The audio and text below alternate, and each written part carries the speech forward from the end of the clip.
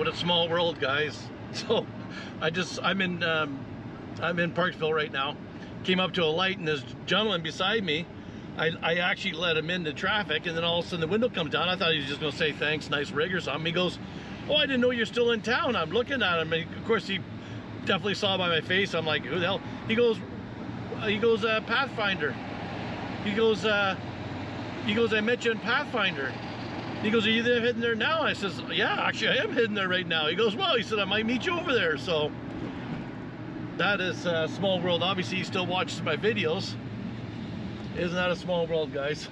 What's the chance of, again, like I keep saying before, it's like the odds of meeting people that you know, unbelievable. I'm in Parksville, I've been traveling, and the guy that made a comment before is at a light sitting right beside me. Incredible. All right, guys, I'm in Parksville right now. I'm at the Pathfinder campground, and just so you, like I did last time with you, I was here for one of my earlier videos. I was in a spot over here, well, I'm just gonna let you know. It was episode 10 when I actually did a tour of this truck camper, and that was 3 years ago. It was in that, over there, I was in 128. I even remembered the spot because I was in there booking it. I said to the lady, I said, I was here at 128 3 years ago. And she kind of looked at me, she goes, and it's new, the hands have changed. I shouldn't say that, same owners, different people are running it. The other couple retired, so another couple are taking over. But anyways, she goes, you remember 3 years ago what site you were in? I says, yeah. She looked it up, she goes, you were in 128. I said, I remember. But I'm at 19 right now because there is somebody in a seasonal that's in 127, and it looks like they got half their stuff flowing onto 128. They got a pop-up tent and everything like this. So she goes, I won't put you back in that spot. I said, oh, no. I said, that's no problem at all. So remember I explained before about the cooling fans in my compartment here? You can see the thermostat there. So you see where it says 29.5. This is Celsius, by the way. So it shuts off, the fan shut off, but what it is whenever you set this set point, the 29.5, which I did, it waits till it's 5 degrees above that set point for the fans to come on. So as you can see right now, it's going to be coming on here fairly shortly, and then you'll see how fast it actually cools. Now, because I have this cover open, it would cool a heck of a lot quicker, because obviously it's cooler down in the compartments down here than it is in the living quarters. It would cool it even that much quicker. But you'll see here in a second. So 5 degrees from the 29.5 is the starting point of the fans coming on. Everybody knows that 35 degrees is warm for us. You guys from Florida, that's your cool temperature. That's when you put your hoodie on. And for an inverter, that's absolutely nothing. But you'll see it here. I'm going to click on here any second now. 34.5, it'll click on. There it is. You can hear it. I'm not going to put my fingers in there, guys. You just have to trust me that it's on. But watch the temperature, how quickly it goes down from those two fans. Remember, there's one at this end of the compartment, and there's one at that end. So it's pulling air from this side, which is cool. It's cool, guys. It's 10 degrees out there right now. So I'm not saying it's taking the outside temperature, but it's taking temperature from the basement, I guess, of the camper. But look how fast it's dropping the temperature. So it will shut off at 29.5, and then it'll slowly climb back up to 35, basically. Turn back on and cool off that compartment. There, it just shut off. And you'll see it start to climb again, mainly because this inverter right now, so I'm at max right now. As you can see right there, I'm at 23 amps coming into the camper. So this thing it's on DC mode, so my batteries, I think we're sitting at 70% or 74%. Let me just take a quick look here, guys. Okay, they're at 75. I know I tried to look before, but I don't know how well that's going to work. So you'll see right there, it says batteries are at 75%. There's 61.72 amps going to the batteries right now, DC charge. So the inverter's turned into a DC charger also, so that's going to make heat. Plus I'm running AC off it, so I have my space heater up there. Just because new rocket launch of probes into orbit Mars. Oh, so you know what? When that comes back, it's going to have to fill out an I-94 permit to come back in because it left the United States. So to come back in, it's going to have to fill out a form and get its picture taken. Just kidding.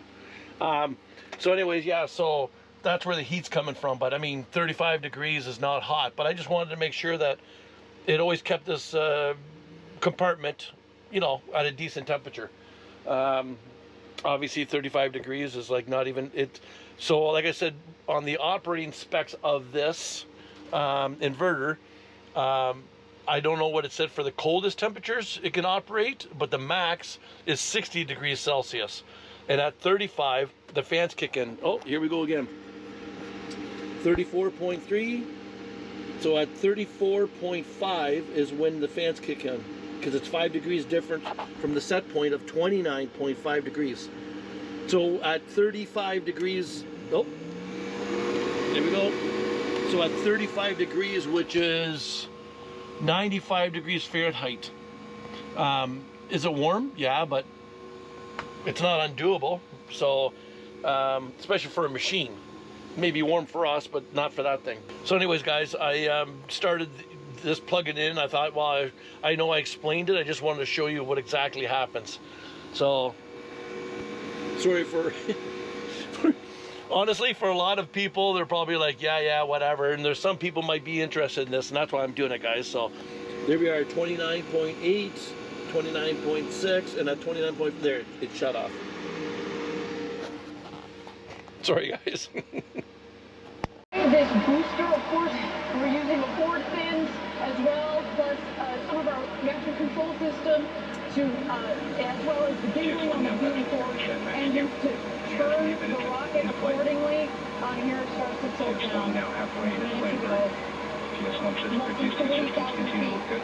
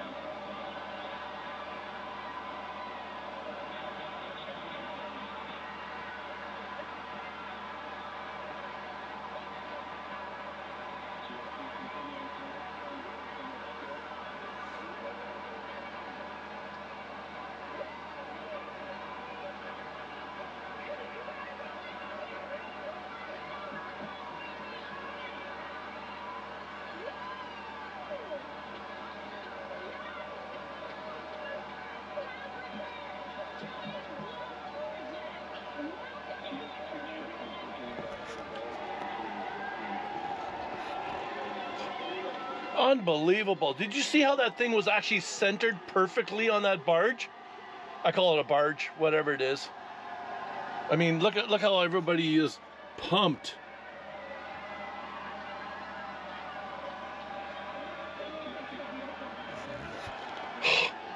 Holy schnookers.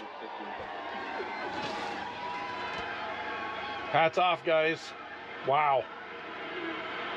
Unbelievable. And what gets me is this thing is just standing there on this thing in the ocean. It's not falling off. They're not out there with ratchet straps coming along in this thing. This thing is like how tall? And it's just sitting there. Like I don't even understand that part of it. How in the hell do they keep that thing from not going like this and just falling into the damn ocean? It's just sitting like... Is it now 1,600 kilometers downrange, traveling at 5.9 kilometers per second. On the right-hand side, now that thing is doing 5.9 kilometers a second. Look at that camera. Guys, give me that fucking camera. That's what I need. All right, guys, just unhooked the trailer at the Pathfinder. We're gonna go get some groceries. This is the next day. So I got here yesterday, and the next day air pressure hasn't moved in the tires, so that's good. We're going to go to the grocery store, and there's a couple little spots around here I want to check out before I head back to the camp.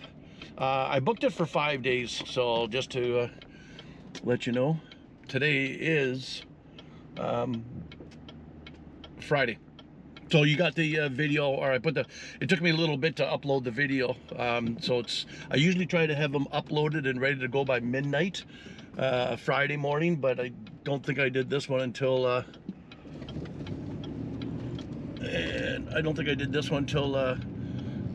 was uploaded at noon, or yeah, almost noon my time. I think it was noon my time, but anyways, she is uploaded.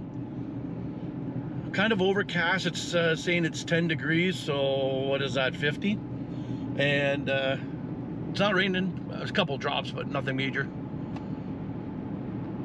It's been a while since I drove through this town. Please don't cut me off. Thank you. What's that? Speedy Auto Glass. Oh, it looks like bottle return. Just all these bins lined up, and I see full of plastic bottles or something. So around here they must have a return where you can actually get some money back, which is a good idea. So they call this a lookout for Parksville. You can see the communication towers there, but there's not a whole lot of room up here, and the guy was halfway up this hill and he had to actually back up and come all the way back up. So I'm not 100% sure how I'm going to turn around in here. I'm going to have to wait for some people to move, I think, for me to turn around. But anyways, we'll worry about that when we're ready to leave, right?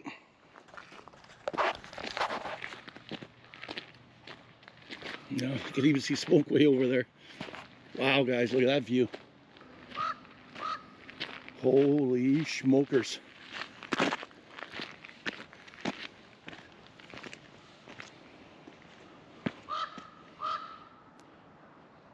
You know what this kind of reminds me of? Johnny? Teacup. Manitoulin Island. Wow. We are up here, people.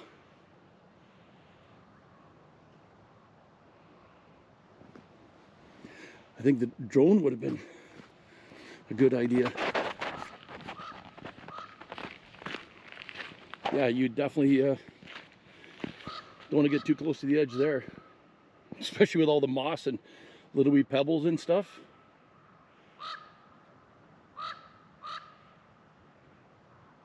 Wow, what a view.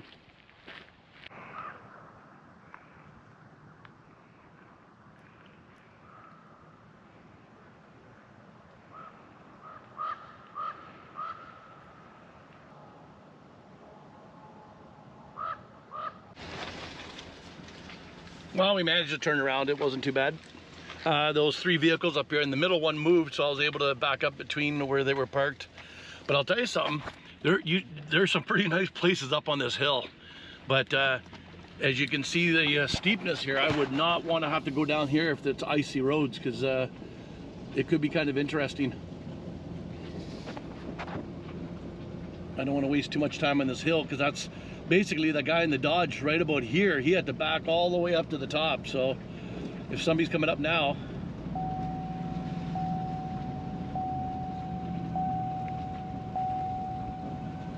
but there's a spot down here, a house down here that's just unbelievable. The views that they must have down here is just pretty spectacular. Like, I mean, look at those properties up in there. This is the place here, I think. Yeah. No, next one. Yeah, this place here.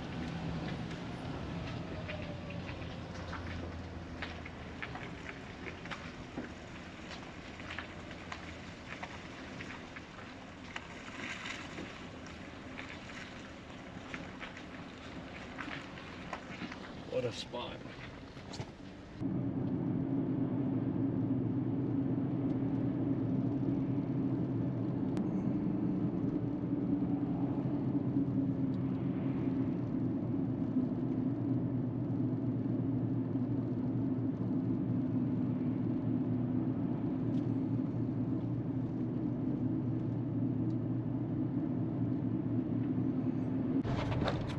So there's a store up here, guys, and it's called Goats on the Roof, and they have grass up there, and I don't see any up there right now, but there's goats that go around the top there, so I'm just gonna have to park down here and walk up, I guess. It's a pretty cool little spot.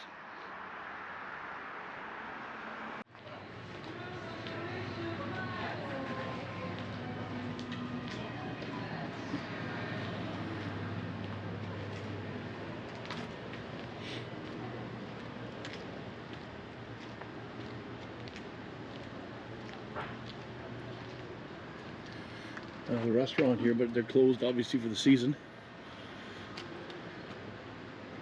Pretty cool though. And a little market right there.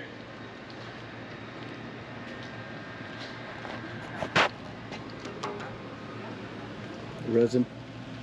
Please pay for all pots and bamboo products in produce. Oh, that's not resin. Oh boy, that thing will be heavy.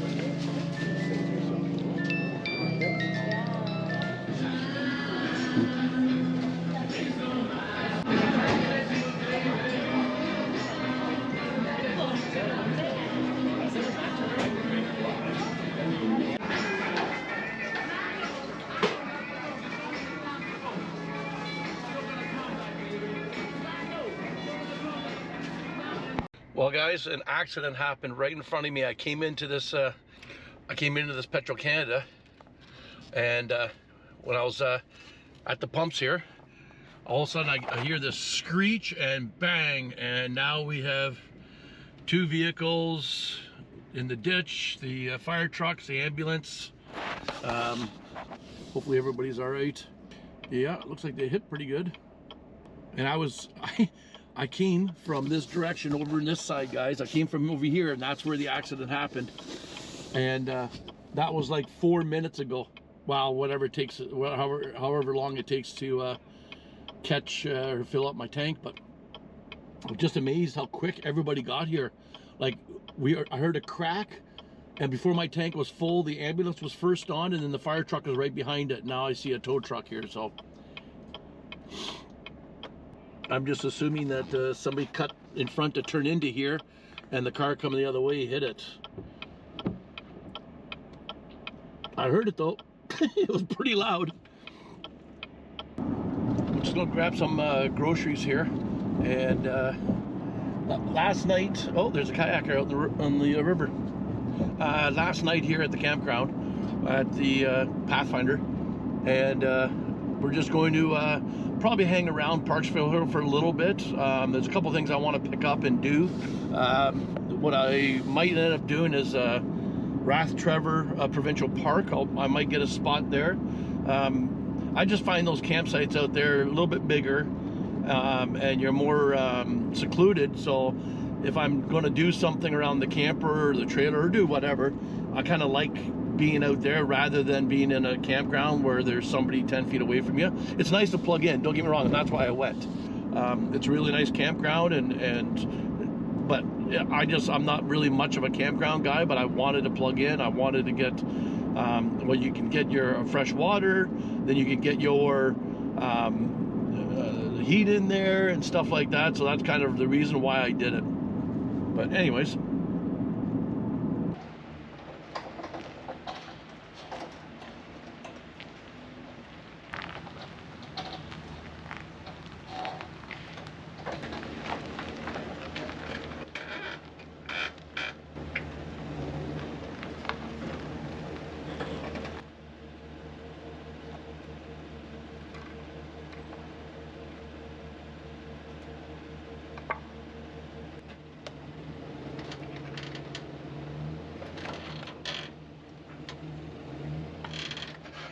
this is a Rath Trevor Provincial Park, and it's basically right in Parksville. So I just booked for 2 days here, and yeah, we'll I don't know if you can tell, but there is kind of blue skies. I mean, it's almost 3:30 in the afternoon, so the sun is going down. You know now, this time of the year, right? The sun pretty well heads down pretty darn quick. So temperature is not bad at all. So, and this guy here with his A-Class, the reason why I recognize it was the Hummer that's got Jurassic Park on it. And when I was in Jordan River, right along the side, and that's him right there. So, not that I knew he was going to be here, but it was just kind of funny when I drove in. I said, hey, I didn't recognize the C-Class, I just recognized the rig. Anyways, yeah.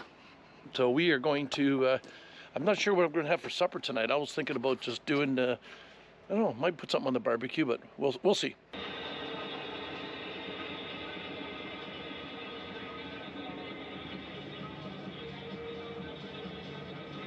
So I'm at I'm in Parksville right now. I'm, like you know, I'm at the Trevor Park here. I'm just here for today. Like this is the second day, and then I'll be heading out of here, making my way down. I want to go to Hand of Man Museum again. I don't know if I mentioned this before. I've been there. I think it's 3 years ago now, and it's a gentleman. His name is Jim Shockley, and he was actually on the Outdoor Channel, and he's a hunter, and he's got 5 seasons, and he traveled all over the world. And there's a school. It's east of Duncan, and if you type in Hand of Man Museum, it'll show you where it is. And it's a school that closed, and he bought it and turned it into a museum. So I definitely want to go back there and visit again. It's very, very interesting. I bought all 5 seasons of his DVDs. He sells them there, or they sell them there. And then he also wrote a book. Well, it just happened when I went there, he was doing a book signing. I had no idea. And so I got him to sign a book. And I'll put a picture of Jim and me at the book signing. Anyways, he's quite an interesting fellow. And so this, I don't know if they still do it, but at the time, that museum was open 365 days a year. And they never missed a day. So I was like, oh my gosh, I've never heard a museum open 365 days a year. Christmas Day, they're open. So, yeah, and I know, so I was able to camp there overnight. The guy says, absolutely, just stay right there and camp. So I just had the truck at the time. I didn't have the trailer. And I was awakened at 5:30 in the morning with them coming to work, opening up the gates, because obviously the gates are locked, and they're opening them up, so I can hear the gate opening up. And I'm thinking, 5:30 in the morning, they're here? And when I talked to the guy, he goes, oh, yeah, we're here every morning at 5:30 in the morning. I'm like, it's a museum. Anyways, if you're ever in the area on Vancouver Island, Hand of Man, and sometimes you may not understand what I'm saying. Hand of Man is what it's called. Being an ass. But yeah, very interesting. He's traveled all over the world. He's got things from tribes and stuff you just won't see, because he was just able to acquire a lot of these things. So extremely interesting, hell of a nice guy. And it happened that when he did his book signing, he lost his wife to cancer 2 weeks prior. So that was pretty sad. But yeah, anyways, that's it. So that's all I get for today. I'm just going to go over the rig and make sure everything looks good. Obviously, I had a flat tire in the front. It's still holding. I checked the air pressure.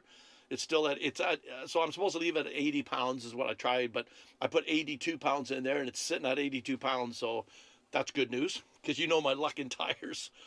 But yeah, so I'm just going to hang out here again today. It was raining, then it stopped raining, and it's Vancouver Island. 1 minute you got a t-shirt on because the sun's shining. If you'll watch that last video, 1 minute you're out there and you're sun tanning and everything, and next minute I got my hoodie on getting soaked, and next minute the sun's back out again, and that's Vancouver Island. So, but the temperature's still good. I mean, I don't leave my furnace on all night. I shut it right off, actually. And I woke up this morning, it was 15 degrees in here. So that's very, very good. So anyways, that's it for now.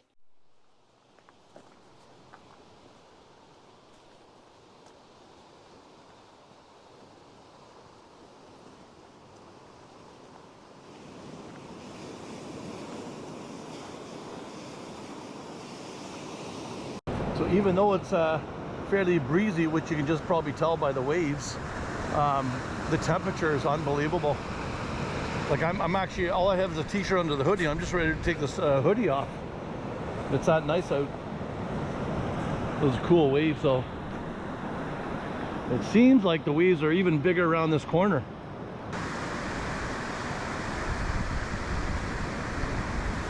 Be really cool to see a whale.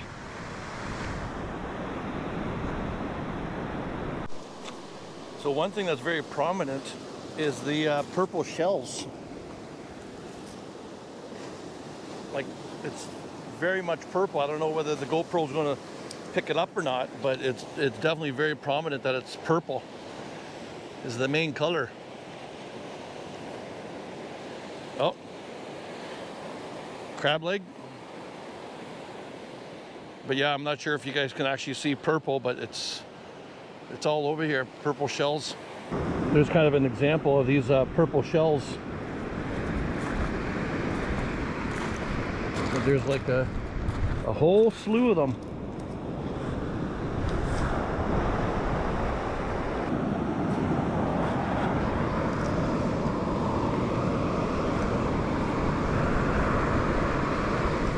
Here we go, buddy. We'll try to put you back together. We have the technological skills to do it. I don't know if you guys can see it. There's a right about in there somewhere. I'm looking at a small screen here, guys, without my glasses, but right about there you'll see an island with a lighthouse. Maybe we'll fly the drone out there and take a look. Yeah, no.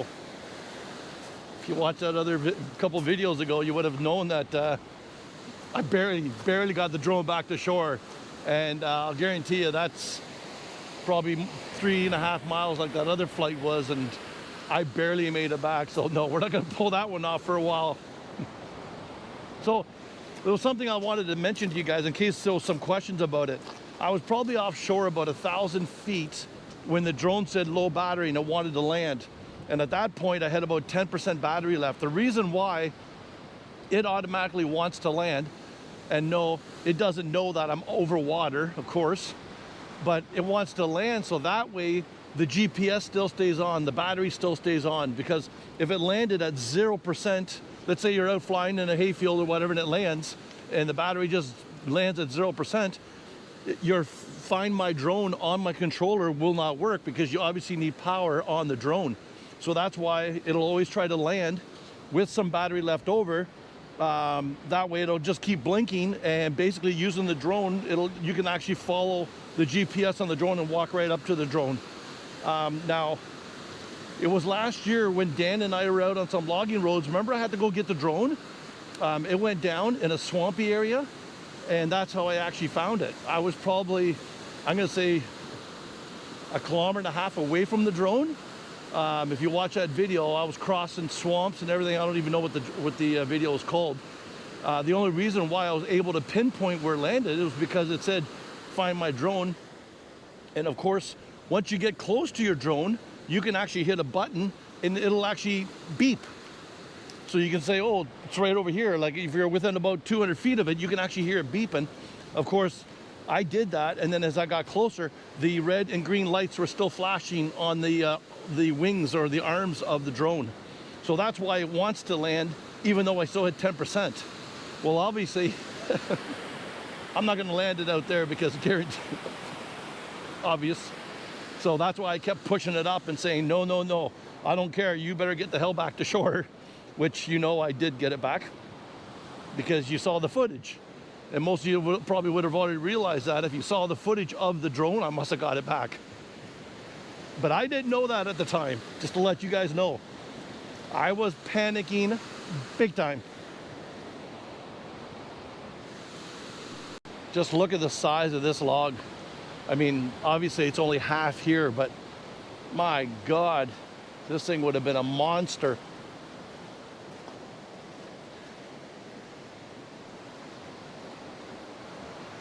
Wonder what the history is on this guy.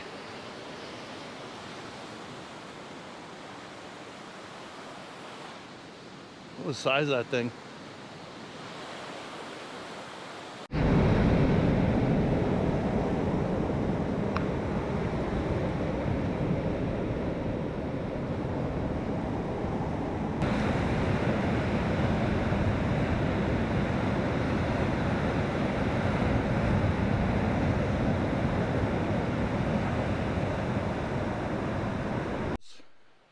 There she is, the Northern Light, disguised in the wilderness. Okay, maybe not so much, but still. Yeah, very nice provincial park.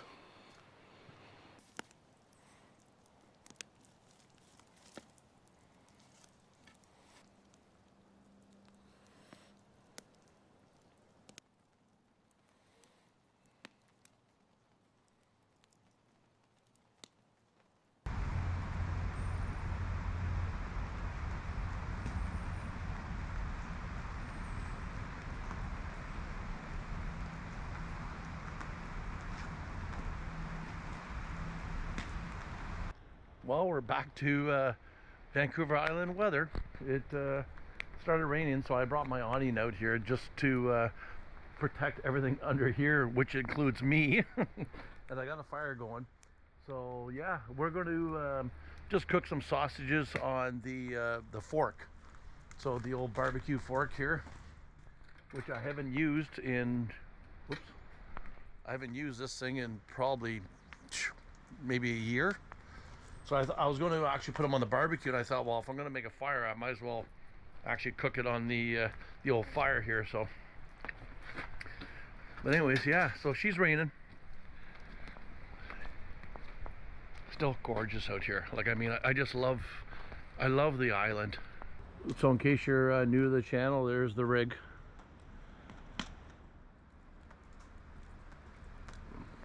You got the fire going, and inside the trailer, got the bad boy, all the gear. So I'm not sure how well this is going to turn out, but anyways, I'm cooking over the fire here, and it is raining. It's coming down pretty good, as you can hear. And it is only 4:30, and this is the sky at 4:30 at night. To me, this changing the clocks, and I don't know how everybody else feels, but I'm always thinking, when we spring ahead, leave it there.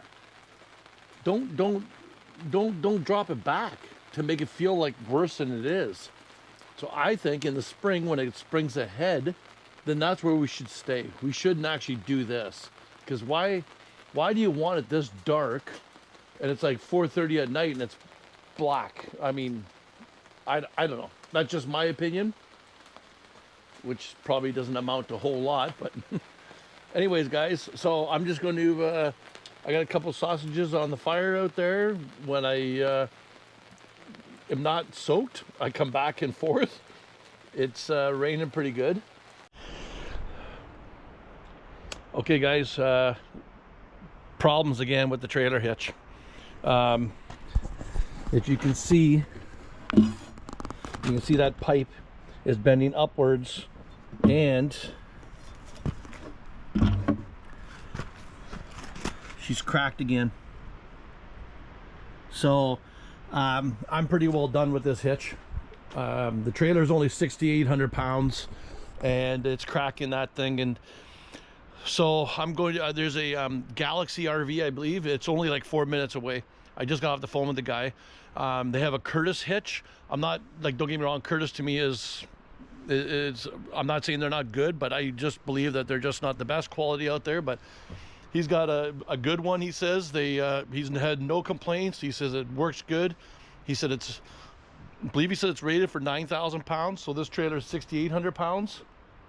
But but anyways, we'll go see what he's got. I'm done dealing with this. He said it's under $500 for the hitch, and I paid almost just around $600 to get this one fixed.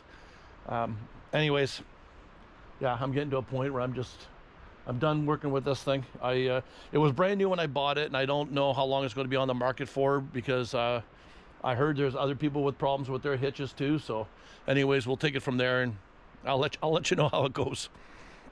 It's the better one of the ones they have. It doesn't rely on the chains. It relies on those brackets, that friction brackets.